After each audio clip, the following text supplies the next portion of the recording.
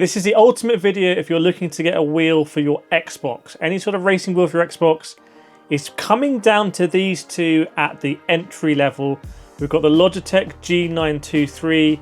This is the daddy, this is the OG, been there, done it. This is the new pretender, this is the Moza R3. There are really different technologies going on here. There are pros and cons with both that I really want you to be aware of.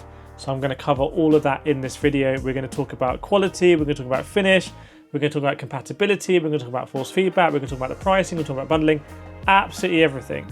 So I want to start with structurally. What are these two wheels structurally? In fact, I'm going to start with price. Let me start with price, that's the most important thing. This Moza R3 bundle is about $400 or £400. For that, you get the wheel, you get the direct drive motor, I'll come on to that, and you get SRP light pedals.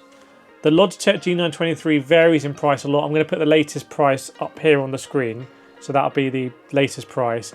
And it comes with the wheel and the wheelbase, which are together, non-direct drive, it's gear driven, and also it comes with Logitech G923 metallic pedals. So it does come in cheaper, as you can see, than the Moza R3. And I don't think the Moza R3 is ever going to be cheaper than G923, but if it is, on this channel you will be first to know. There'll be a video about it. Now let's get into some of the differences, like I said. So the Moza is an actual ecosystem. So this is the Moza wheel that comes with the R3. Two things I want to talk about here, really important. Firstly, this wheel is therefore replaceable on the R3 base. So this is a top of the range Moza FSR rim. It's a Formula rim, it has a screen on it. As you can see, the screen, I've never taken the protective layer off the screen. I'm such a nerd. I've never taken the protective film off. But this works. Like on a PC, this works. Because both these wheels are Xbox wheels, but also work on PC. So you can use it on PC with a whole load of Moza wheels, including like the truck wheel, all of that kind of good stuff. Okay, so I'm going to take off the FSR. Now, let's talk about the actual base. You can't do that with the Logitech officially. There are some unofficial mods where you can take this off and cut stuff off and everything. I'll put some link in the descriptions about that. But basically, you're limited to this wheel on this base. This is much newer technology than this. The Moza R3 is a direct drive wheelbase. That means that there's no amplification of the motor through gears or belts. It's just the motor is directly turning the shaft, which is turning the wheel. That means you get much more detail rather than something like a Logitech G923, which is gear driven. It has a smaller motor and it amplifies the torque using gears, and stuff like the Fanatec CSL Elite or the Thrustmaster T300, they're belt driven wheels. They do the same thing, they amplify the motor using a belt. Not with the Moza. This is such a light and small unit. It's dwarfed actually by the clamp. The clamp feels like a bigger unit than the direct drive. It's relatively light. It's just really cute. I absolutely love it. And it's got the quick release. So that's that technology there on the Moza. The Logitech is a bigger hunk of a unit. It takes up a much bigger footprint, you can see on the table. Both of these are clamped, by the way. It has an inbuilt clamp though, which I really like. So once you've got this, that's it, you can manage the table. I had to bodge something very slightly because the clamp wasn't quite thick enough for my table, but really nice just to have this as an all-in-one solution. It has True Force, which is their proprietary force feedback solution. It is not a gimmick on my Logitech G Pro, which I have the direct drive Logitech wheel. So I have the top of the range Logitech wheel, and I have the top of the range Moza wheel as well, by the way, which is the R16, very close top of the range. True Force is not a gimmick on that. On the G923, it's not going to be as good because it's a gear-driven wheel, so it's not a direct drive one, but just know it's got True Force. And then we have an Xbox plate on the front, so we've got all the official Xbox buttons. So on the screen, you can see it's all moving around and doing that. Now, very different feelings on the wheel. These wheels are both connected to the Xbox at the same time, which is carnage. I've driven with both at the same time, and it's a absolute madness. Like, love it. You can see how smooth this is rotating around the rim, like really around the wheelbase, really smooth. The Logitech is not like that, and it's actually trying to center it, but hear this notchiness?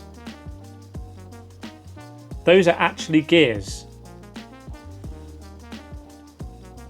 So that is how the gearing works. And what I find with the Logitech G923 is that when you're going around a corner and you have sort of like a long corner where the force is kind of it's reached a point and it's going to stay there for a bit, so you're sort of like going around a long corner and you're like this, the force feedback is really nice. Really nice force feedback. It sort of holds it there. It feels strong. The gears do a great job. But when you go around like a chicane, and you go to the right or the left and vice versa, so when you've got the force there, it's nice. But when you come to turn left, the force goes, and then to get the force again, it's not a very sophisticated feeling. You're basically going back to driving that without force feedback, I would say. You lose touch with the road a little bit. And if you're an experienced driver on Logitech G923, you'll just get used to it. You almost won't even notice it. I was very fast on a Thrustmaster T150, which was a belt-driven wheel. I was top split in Gran Turismo Sport on that thing. I just got used to it, basically. But now I'm comparing so many wheels, I can tell you that is how it is. It's not great when you're going from one side to the other, and it gets very light. The gears sort of run free, and then the gears sort of seize up again. So just so you know, on the Moza, those sensations going the chicane is really nice. There's so much detail. It tapers off really nicely. You know, stuff like rallying where you're sort of arcing around. Really nice feeling. However, in some games, I've noticed that I don't know whether it's for true force, but it just seems to, the Logitech G923 seems to do a really good job of actually just making the wheel drivable. Like, I feel like the software side, or how the wheel is taking the inputs from, or the data from the game and translating it to force feedback, I feel instinctively like Logitech do a better job. That's just my hunch, and this is on Xbox, by the way. So it's not, like I said, there's pros and cons here. In terms of noise, G923 is a bit noisier. I've raced for years, with and against people on Logitech G29, stuff like that. And as they get older, not my friends, but the wheels, you can hear them get noisier, and you have to patch them up and stuff. So that's worth bearing in mind. Direct drive technology, theoretically, there's less complications here. There's no gears, there's no belts, so it should last longer. This one as well, this Moza R3, it just doesn't get hot at all. Don't think the G923 gets hot either, but the R3 certainly does not get hot. In terms of Newton meters, the R3 is just shy of 4 Newton meters of torque. I'll put the G923 figures up as well, so you have them on the screen. But I think the R3 is the stronger one, and it's direct drive as well. I want to talk about pedals. So they're under the desk right now. You'd have to go under the desk. But basically, in terms of pedals, I actually prefer the Logitech G923 pedals, the shiny ones you can see. There's something about these I think designed for being on carpet. They don't move. They're really sort of nice brake springiness. It's not too hard. When I'm on my rig, I want a really solid load cell pedal that's really hard to push.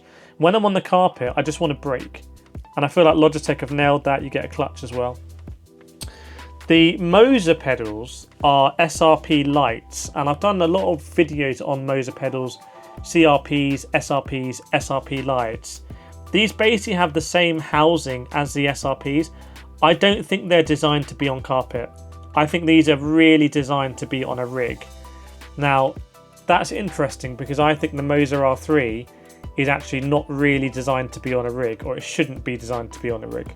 I think this should be on a table, and you're playing on the Xbox and you've got your mates around and you're all doing time trial and trying to see who can do the fastest time.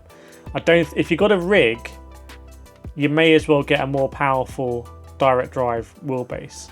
So I find it interesting that Moza haven't yet come up with their own carpet designed pedals. And I think this is a really big opportunity for Moza, because I think if they can do that, they can lower the price. They could maybe go somewhere like 350. Because by the way, this wheelbase, it comes with the same, or the rim, it comes with the same quick release as the top of the range FSR. This is the top of the range Moza wheel, and you're getting the same quick release. Fanatec viewers right now, you're just probably in shock, because Fanatec try and charge you every which way for QR1, QR2, QR2 Plus, QR2 Ultimate, QR2 Titanium, a whole ecosystem of quick releases, whereas Moza just give you the same one. So I feel like Moza should think about doing an R3 Lite, where you have a much simpler quick release. You can have a cheaper wheel. We're going to talk about the wheels now, and also you have carpet pedals. Bring that price down to 350. Get anywhere near 299. Oh my goodness, you can get anywhere near 299. You can say goodbye. You can get all the business from Logitech. So let's talk about the wheel fronts then. They're both officially Xbox licensed. They both have lights, by the way. I actually prefer the Logitech lights. They're kind of little dot lights that come up. They're really cute dot lights. I don't really like the Moza strip here. I think it's a bit cheap, to be honest. They both got the official sort of Xbox buttons. They've both got loads of other buttons as well. The Logitech has this turning one here, a bit like I have on the G Pro, the top of the range one. The Moza actually doesn't have a rotational one, which is something that I would say is missing. The shifters are pretty similar on both. I'm going to do a shifter test.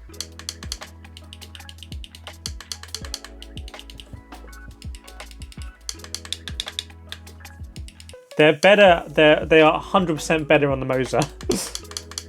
But the Logitech ones are not bad. They're better than, say, the Fanatec P1, WRC P1 wheel. They actually sort of click and give you that sensation. But the Moza ones are just better. There's a bit of a more solid click to it. Although I'm starting to feel like shifters are a little bit of a personal preference there. As you can see again, I've kept the stickers on both of them. I don't know why I've just turned into that bloke that just keeps stickers on. They also have quite a similar system for the quick release. So you can see here they've got a similar bolt system around their logo. Now let's talk about the wheel, so the cover of the wheel. And so they both got this sort of like fake leather, and they've got this like perforations on them. I've got to be honest,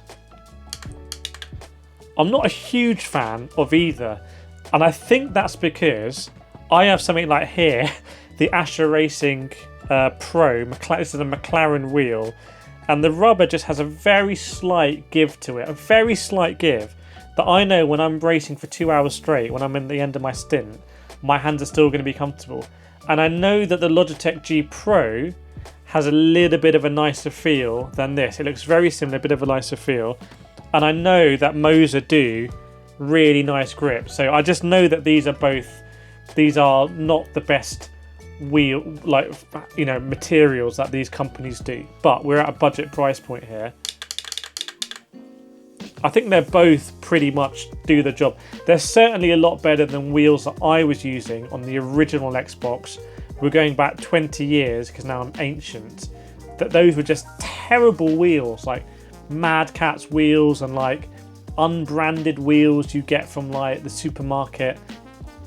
Both of these are in a different league.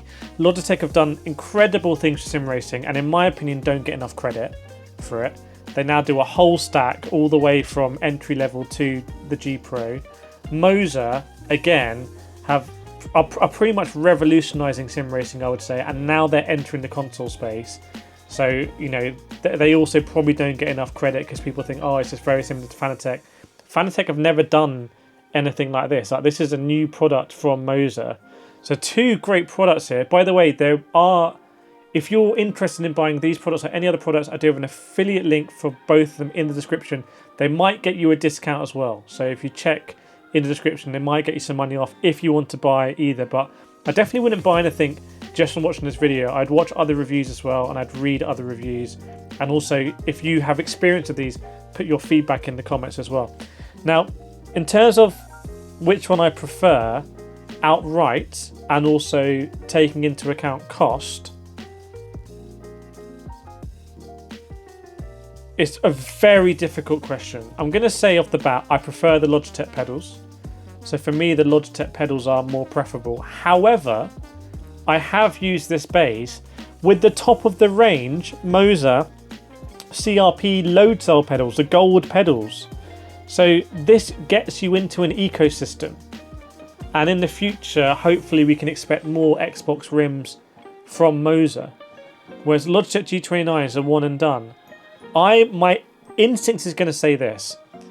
If you are watching this video and you've made it this far, please put some sunglasses in the comments so we know that you've made it this far. You can join the community. If you're thinking about buying this as a gift for someone, I can say pretty confidently the recipient of the gift has a much higher ceiling of what they can achieve with this. So if you buy them a Moza R3, let's say it's your niece or your nephew or something, they might get so into racing because it's such a fun product. They might then get into an ecosystem where they've got a GT rim and they upgrade the pedals and whatnot, and you've started that sort of love of sim racing.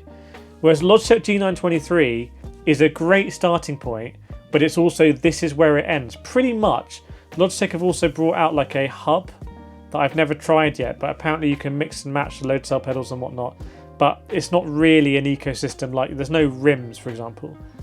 I think the Logitech G923 there is going to be a significant number of people for whom, as of yesterday, the Logitech G923 was the best wheel for them, who now the best wheel is the Moza. If your budget stretches to 400 and you race on Xbox, or you have an Xbox, I think it's a no-brainer, honestly.